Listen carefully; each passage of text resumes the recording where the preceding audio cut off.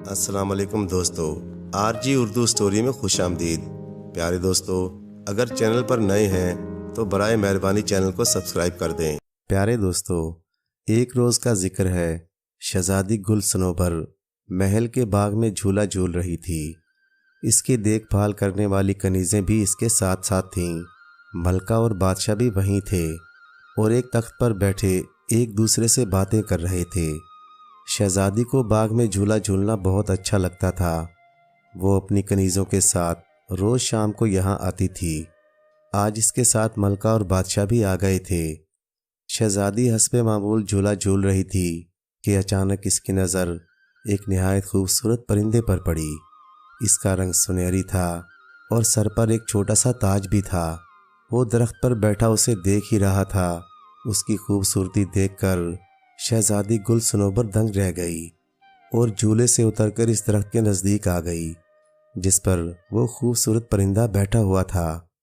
اس نے پرندے سے کہا، تم کتنے خوبصورت پرندے ہو، آؤ میرے پاس آؤ، میں تمہیں کھٹی میٹھی رس بھری کھلاؤں گی۔ اس کی بات سن کر پرندے نے کہا، میرا دل تو چاہ رہا ہے کہ میں تم جیسی اچھی اور خوش اخلاق لڑکی کے ساتھ کچھ دیر بیٹھ کر باتیں کروں اور کھٹی میٹھی رس بھریاں کھاؤں، مگر میں تو نگر نگر کی سیر کرنے کے لیے نکلا ہوں، اس لیے میں چلتا ہوں۔ یہ کہہ کر اس نے اپنے پر پھڑ پھڑائے اور اڑ گیا۔ شہزادی صنوبر کو بہت حیرت ہوئی کہ وہ خوبصورت پرندہ انسانوں کی طرح باتیں کرتا تھا۔ وہ بھاگ کر بادشاہ کے پاس آئی اور بولی، ابا حضور، مجھے وہ بولنے والا پرندہ چاہیے، ابھی اور اسی وقت۔ پہلے تو بادشاہ کی سمجھ میں کچھ نہیں آیا کہ شہزادی صنوبر کیا کہہ رہی ہے، مگر جب کنیزوں نے بتایا کہ درخت پر ایک سنہری پرندہ آ کر بیٹھا تھا اور انسانی زبان میں کچھ کہہ رہا تھا، تو بادشاہ نے کہا، بیٹی، میں نے کہانیوں میں تو سنا ہے کہ پرستان میں کچھ ایسے پرندے بھی ہوتے ہیں جو انسانوں کی طرح باتیں کرتے ہیں۔ وہ پرندہ پرستان سے ہی آیا ہوگا، ہو سکتا ہے وہ کل پھر آئے۔ اگلے روز شہزادی صنوبر انتظار کرتی رہی، مگر وہ پرندہ دوبارہ وہاں نہیں آیا۔ اس کی فکر میں شہزادی نے پورے دن کچھ نہ کھایا اور نہ کچھ پیا۔ جب رات ہوئی تو وہ بالکل ہی نا امید ہو گئی اور ملکہ کے گلے سے لگ کر رونے لگی۔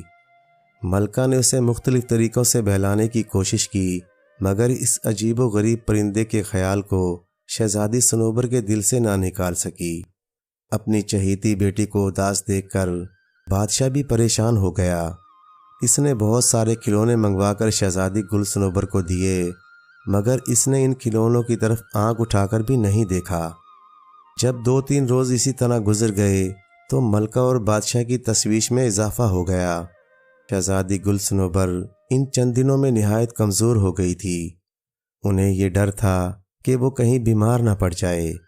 بادشاہ کے ذہن میں ایک خیال آیا۔ اس نے سوچا کہ وہ شہزادی کے ساتھ پرستان جا کر اس پرندے کو تلاش کر کے اپنے ساتھ لائے تاکہ اسے پا کر وہ خوش ہو جائے۔ یہ بات جب بادشاہ نے ملکہ کو بتائی تو وہ بولی، اگر آپ اس سفر پر چلے گئے تو حکومت کون چلائے گا؟ اس پرندے کو تلاش کرتے کرتے نہ جانے کتنے دن لگ جائیں، اس دوران رعایا کی خبر گیری کون کرے گا؟ آپ ایسا کریں کہ یہ اعلان کروا دیں کہ جو بھی پرستان سے اس عجیب و غریب پرندے کو لے کر آئے گا اسے بہت سی اشرفیاں انعام میں دی جائیں گی۔ بادشاہ کو ملکہ کی یہ تجویز بہت پسند آئی اور اس نے یہ اعلان کروا دیا۔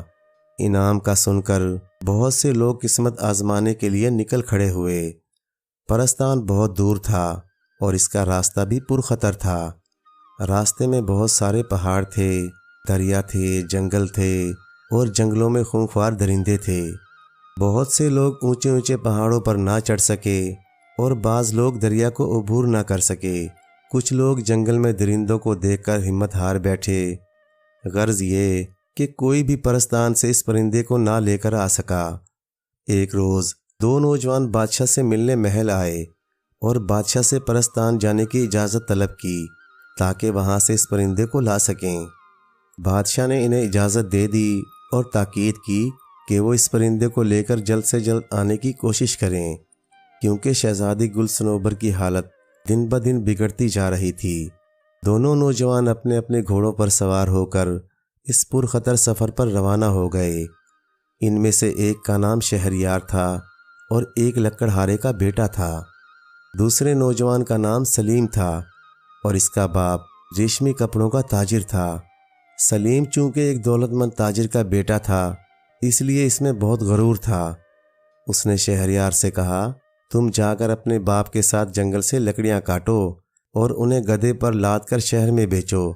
तुम इन चक्रों में कहाँ पड़ गए हो? शहरयार ने इसकी बात का बुरा नहीं मनाया, मुस्कुराकर बोला, लकड़ियां तो मेरे अब्बा काट लेंगे, तुम इसकी फिक्र छोड़ो। हमारे बादशाह सलामत और उनकी मलका बहुत अच्छी हैं। वो दोनों अपनी रियाया का बहुत ख्याल रखते हैं। अपने बादशाह सलामत की वजह से हम लोग बहुत खुशहाल हैं। अब इन पर बुरा वक़्त आन पड़ा है तो हमारा भी फ़र्ज़ है कि हम इनकी मदद करें। मुझे इनाम का लालच नहीं, मैं तो बस ये चाहता हूँ कि वो परिंदा जल्द से जल्द लाकर बादशाह सलामत के हवाले कर दूँ, ताकि उनकी बेटी खुश हो जाए और हमारे बादशाह और मलका की फ़िक्र दूर हो जाए। वो बातें करते करते काफ़ी दूर निकल आए थे। इस वक्त वो एक मैदान में थे जिसमें कहीं कहीं बड़े दरख्त भी नज़र आ रहे थे। एक दरख्त के नीचे उन्होंने एक बूढ़ी औरत और इसके शौहर को देखा। शहरयार और सलीम को आता देखकर बूढ़ा शख्स खड़ा हो गया और उन्हें रुकने का इशारा किया। ओ बूढ़े शख्स, तेरा दिमाग ख़राब है जो तू हमारा रास्ता रोक रहा है? सलीम ने निहायत गुस्से से कहा और घोड़े पर बैठे बैठे झुककर एक हाथ से धक्का देकर बूढ़े को एक तरफ हटा दिया और घोड़ा भगाता हुआ आगे निकल गया। बेचारा बूढ़ा ज़मीन पर गिर पड़ा।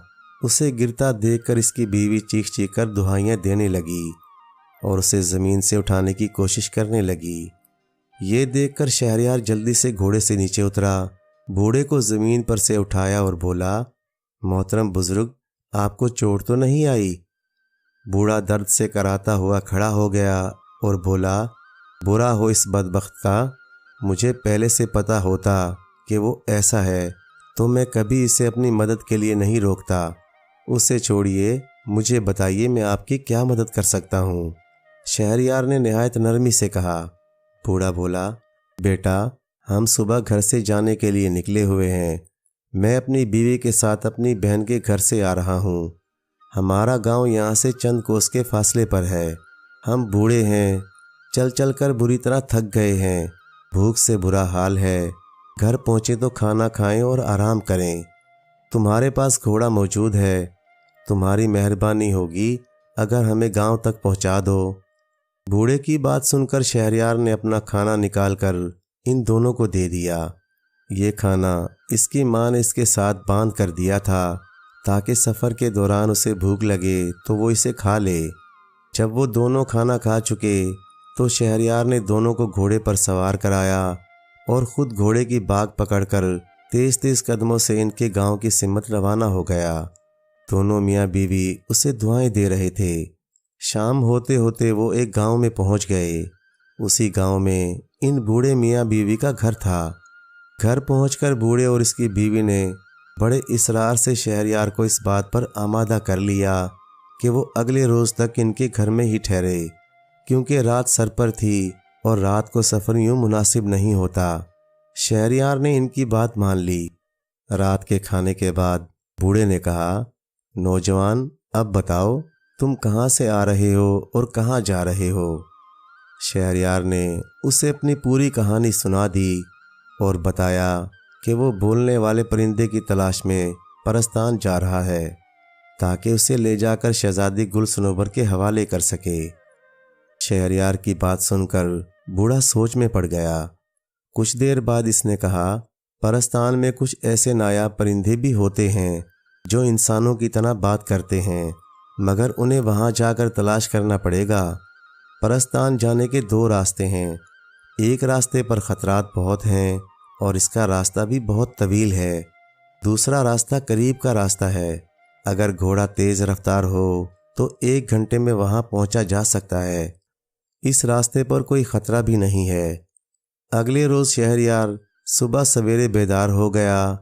बूढ़े ने उसे परस्तान जाने का रास्ता अच्छी तरह समझा दिया। वो रवाना होने लगा تو بوڑھے نے اپنے گھر کے پچھلے حصے میں لگے درختوں سے بہت سارے امرود توڑ کر ایک تھیلے میں رکھ کر اسے دے دیے اور بولا، پرستان کے پرندے امرود بہت شوق سے کھاتے ہیں، یہ پھل پرستان میں نہیں ہوتا، اس لیے ان کی تلاش میں وہ انسانوں کی دنیا میں آ جاتے ہیں۔ تم یہ امرود اپنے پاس رکھو، مجھے یقین ہے کہ ان کی خوشبو وہاں کے پرندوں کو تمہاری طرف متوجہ کر دے گی۔ ہو سکتا ہے ان میں کوئی ایسا پرندہ بھی ہو جو انسانوں کی طرح باتیں کرتا ہو۔ شہریار نے امرود لے کر بوڑھے کا شکریہ ادا کیا اور گھوڑے پر سوار ہو کر وہاں سے روانہ ہو گیا۔ جس راستے پر اس کا گھوڑا دوڑ رہا تھا وہ بہت صاف ستھرا اور ہموار راستہ تھا۔ ایک لمبی پگڈنڈی تھی جس کے دونوں اطراف میں ہری ہری گھاس تھی، کہیں کہیں پھول پودے بھی نظر آ جاتے تھے۔ اس راستے پر سفر کرتے ہوئے وہ بہت جلد پرستان پہنچ گیا۔ وہ پرستان میں داخل ہوا تو چاروں طرف بہت چہل پہل نظر آ رہی تھی۔ حسین و جمیل پریاں خوبصورت اور رنگ برنگے لباس پہنے ادھر سے ادھر اڑتی پھر رہی تھیں۔ پریزاد بازاروں میں گھوم پھر رہے تھے اور مختلف اشیاء کی خریداری میں مصروف تھے۔ شہریار نے ایک میدان کے چاروں طرف بہت سارے پریزادوں کا جمگھٹا دیکھا۔ وہ قریب گیا تو اسے پتہ چلا کہ وہاں دیوؤں کی کشتی ہو رہی ہے اور یہ سب ان دیوؤں کی کشتی دیکھنے کے لیے جمع تھے۔ اس کا بھی دل چاہا کہ وہ دیوؤں کی کشتی دیکھے، مگر اس نے وقت ضائع کرنا مناسب نہ سمجھا اور بولنے والے پرندے کی تلاش میں چل پڑا۔ اس کی نظریں درختوں پر لگی ہوئی تھیں تاکہ اسے پرندے نظر آ جائیں۔ چلتے چلتے وہ ایک باغ میں پہنچا۔ وہاں پر بہت سارے چھوٹے بڑے نہایت خوبصورت پرندے فضا میں اڑتے پھر رہے تھے۔ وہ سب اپنی سریلی آوازوں میں چہچہا رہے تھے، مگر ان میں سے کوئی بھی ایسا پرندہ نہیں تھا جو انسانی زبان میں باتیں کرتا ہو۔ شہریار کو مایوسی تو بہت ہوئی، مگر اس نے ہمت نہیں ہاری۔ اس نے گھاس پر بیٹھ کر کچھ امرودوں کی کاشیں اپنے سامنے ایک کپڑا بچھا کر رکھ دیں۔ امرودوں کی خوشبو سے جتنے بھی پرندے تھے وہ سب وہاں آ گئے اور اپنی ننھی ننھی چونچوں سے انہیں کھانے لگے۔ شہریار نے کہا، پرندوں کیا حال ہے؟ مگر کسی نے بھی اس کی بات کا جواب نہیں دیا۔ شہریار سمجھ گیا کہ ان پرندوں میں کوئی ایسا پرندہ نہیں جو انسانوں کی طرح بولتا ہو۔ امرود کی کاشیں ختم ہو گئیں تو وہ سب خوشی سے چہچہاتے ہوئے اڑ گئے۔ اچانک ایک سنہرے پروں والا پرندہ فضا سے اڑتا ہوا آیا اور شہریار کے سامنے بیٹھ کر بولا، افسوس مجھے آنے میں دیر ہو گئی، سارے امرود تو ختم ہو گئے ہیں۔ شہریار اس سنہری پرندے کو انسانی زبان میں بولتا دیکھ کر خوشی سے باغ باغ ہو گیا۔ اس نے ایک پیلا پیلا نرم اور پکا ہوا امرود نکال کر اس پرندے کے سامنے رکھا اور بڑے پیار سے بولا، پیارے پرندے فکر نہ کرو، میرے پاس اور بھی امرود موجود ہیں۔ یہ سن کر پرندہ پھدکتا ہوا اس کے پاس آ کر بیٹھ گیا اور مزے سے اس کا دیا ہوا امرود کھانے لگا۔ کیا تم میرے ساتھ انسانوں کی دنیا میں چلنا پسند کرو گے؟ آخر شہریار نے اپنے مطلب کی بات کہہ ہی دی۔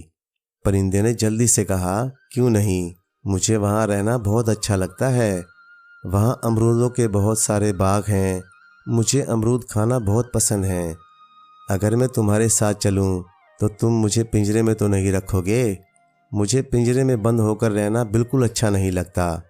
شہریار بولا، میں تمہاری تلاش میں بہت دور کا سفر طے کر کے آ رہا ہوں، ہمارے بادشاہ کی بیٹی تمہیں یاد کر کر کے ہلکان ہو گئی ہے، اس نے کھانا پینا بھی چھوڑ دیا ہے، میں تمہیں لے جا کر اسی شہزادی کے حوالے کروں گا، وہاں محل میں تم بہت آرام سے رہو گے، میں شہزادی کو بتا دوں گا کہ وہ تمہیں پنجرے میں بند نہ کرے۔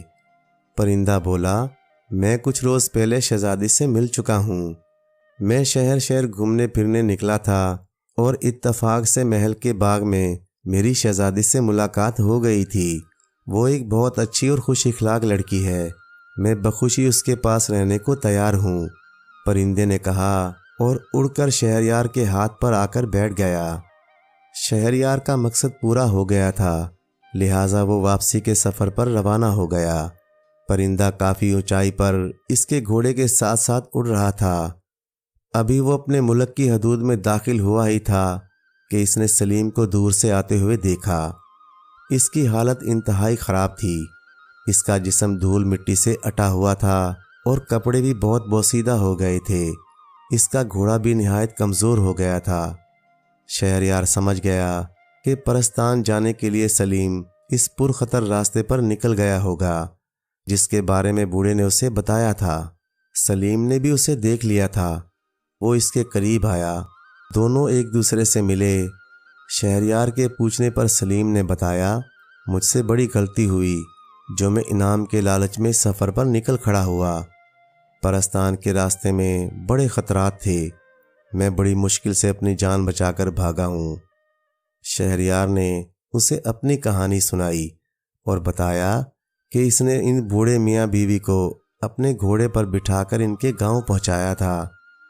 بوڑھے نے خوش ہو کر اس کی مدد کی، جس کی وجہ سے وہ بولنے والا پرندہ حاصل کرنے میں کامیاب ہو گیا۔ سلیم نے حیران ہو کر پوچھا، وہ پرندہ تو تمہارے پاس نظر نہیں آ رہا؟ شہریار نے آسمان کی طرف دیکھتے ہوئے اوپر اشارہ کیا۔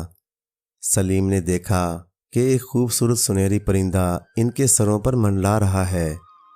انہیں باتیں کرتا دیکھ کر پرندے نے چلا کر کہا، شہریار جلدی کرو، ایسا نہ ہو کہ رات ہو جائے۔ شہریار نے سلیم کو خدا حافظ کہا اور اپنے گھوڑے کو چلنے کا اشارہ کیا۔ سلیم نے اسے جاتا دیکھا تو بولا، اگر میں ان بوڑھے میاں بیوی کے ساتھ برا سلوک نہیں کرتا تو مجھے بھی بولتا پرندہ مل جاتا۔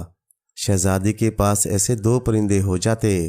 میں نے اپنی بد اخلاقی کی وجہ سے انعام حاصل کرنے کا موقع ضائع کر دیا۔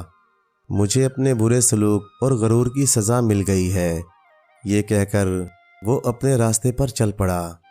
شہریار محل پہنچا تو سنہری پرندے کو دیکھ کر شہزادی گل صنوبر خوش ہو گئی۔ پرندہ بھی بہت جلد اس سے مانوس ہو گیا۔ شہزادی جہاں بھی جاتی وہ اس کے پیچھے پیچھے ہوتا۔ شہریار کے کہنے پر شہزادی گل صنوبر نے وعدہ کر لیا تھا کہ وہ اس پرندے کو پنجرے میں نہیں رکھے گی۔ شہزادی گل صنوبر کو خوش دیکھ کر بادشاہ اور ملکہ نے بھی سکھ کا سانس لیا۔ بادشاہ نے شہریار کی ہمت اور بہادری کی بہت تعریف کی۔ رات ہو گئی تھی، اس لیے بادشاہ نے شہریار کو گھر نہیں جانے دیا اور اسے شاہی مہمان خانے میں ٹھہرانے کا حکم دے دیا۔ اگلے روز حسب وعدہ بادشاہ نے شہریار کو بہت ساری اشرفیاں انعام میں دیں۔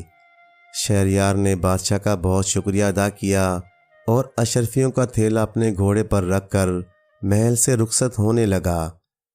شہزادی گل صنوبر اپنے سنہری پرندے کے ساتھ اسے خدا حافظ کہنے آئی۔ شہریار محل سے نکلا تو اس کا رخ اپنے گھر کی جانب نہیں تھا۔ وہ بڑی تیزی سے اپنا گھوڑا دوڑاتا ہوا اس بوڑھے کے گاؤں کی جانب جا رہا تھا، جس کی مدد کی وجہ سے وہ بولنے والا پرندہ حاصل کرنے میں کامیاب ہوا تھا۔ وہ ان کے گاؤں میں پہنچا تو بیچارہ بوڑھا بیمار پڑا تھا اور اس کی بیوی اس کی دیکھ بھال میں لگی ہوئی تھی۔ بیماری کی وجہ سے بوڑھا اپنے کام پر نہیں جا سکا تھا۔ ایسے میں شہریار کی اس روز کی دی ہوئی رقم ان کے بہت کام آئی۔ شہریار کو دیکھ کر دونوں میاں بیوی خوش ہو گئے۔ شہریار نے اپنی کامیابی کی خبر انہیں سنائی۔ پھر شہریار نے بادشاہ کے دیے ہوئے انعام میں سے آدھی اشرفیاں بوڑھے کے حوالے کی اور بولا، آدھے انعام کے آپ بھی حقدار ہیں۔ اگر آپ میری مدد نہ کرتے تو مجھے وہ پرندہ کبھی بھی نہیں ملتا۔ اتنی زیادہ اشرفیاں پا کر وہ دونوں میاں بیوی خوش ہو گئے اور شہریار کو دعائیں دینے لگے۔ اس کے بعد شہریار اپنے گھر آیا۔ اس نے پوری کہانی اپنے ماں باپ کو سنائی اور بادشاہ سے ملا ہوا آدھا انعام ان کے حوالے کر دیا۔ اس کے ماں باپ تو خوشی سے پھولے نہیں سما رہے تھے۔ وہ اس بات پر بہت خوش تھے کہ ان کے بیٹے نے اپنے محسن کو فراموش نہیں کیا اور انعام کا آدھا حصہ بھی اسے دے دیا۔ انعام میں ملی ہوئی اشرفیوں سے شہریار نے اپنا کاروبار شروع کر لیا۔ اس کے باپ نے جنگل سے لکڑیاں کاٹ کر فروخت کرنا بھی چھوڑ دیں اور کاروبار میں اپنے بیٹے کا ہاتھ بٹانے لگا۔ تھوڑے ہی دنوں میں ان کا کاروبار خوب چمک اٹھا۔ یوں ایک لکڑہارے کا بیٹا کمزور انسانوں سے محبت اور ان کی مدد کرنے کے صلے میں اپنے ماں باپ کے ساتھ ایک خوشحال زندگی گزارنے لگا۔ پیارے دوستو، کہانی اچھی لگے تو لائک کریں، چینل کو سبسکرائب کر دیں اور مزید اسی طرح کی قصے کہانیاں دیکھنے کے لیے دیکھتے رہیں RG اردو اسٹوری۔ شکریہ۔